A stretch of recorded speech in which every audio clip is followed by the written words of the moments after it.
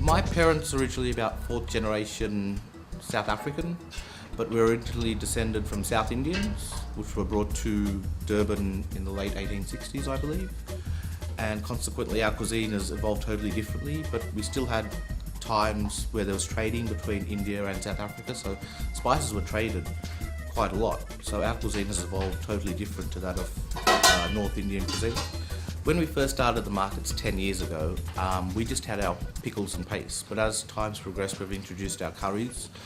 At first I introduced a line of curries that I grew up with in Durban, but they were like quite hot and spicy, so a lot of people didn't really take to them.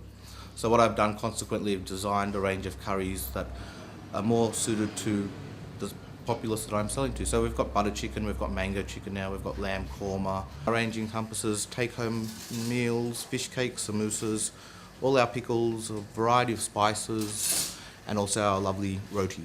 When we cook every day fresh, so we don't really keep anything in the freezer except for our frozen products, being our samosas and our fish cakes. So it's important that we get all our food fresh to the people and they eat it within the specified time that I tell them to eat it. If not, then throw it away and come back next week and buy some more. This is one of our signature dishes. We've done a couple of film shoots. We did one film shoot with SBS Food Safaris. We're very well known for our samosas in Sydney. We supply quite a few restaurants and bars. And traditionally this is a South African samosa, so it's totally different to the samosas you get in India. All up the east coast of Africa, your samosa will look like so. Not like a pyramid. There. And next we get in the samosa mixture we've got mince, fresh coriander, mint and shallots, and a little bit of kibbled onions. So when we fold our samosa, we basically start like so, like that. Have our little pocket, put our filling in, being the meat, fold it over, corner to corner.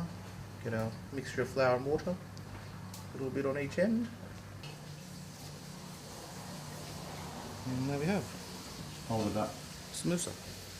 We get a lot of repeat customers. We get a good following of customers in certain markets where the community is very tight-knit, like Concord and Warriewood being Northern Beaches. The beaches market that I've started doing at the start of the year is probably one of the best, if not the best market that I do. The amount of food that I sell there to the people is quite staggering, and we get a lot of feedback from customers saying, you know, that's really, really good, or this might be a bit too fatty, or do you have cream in this, or does something have gluten? So we try to factor all of those things in when we make our food. Like all our curries are gluten free, and the only one that has dairy is the korma and the butter chicken. So anyone who has celiac problem or dairy problems, they can come and eat our food without any problem whatsoever.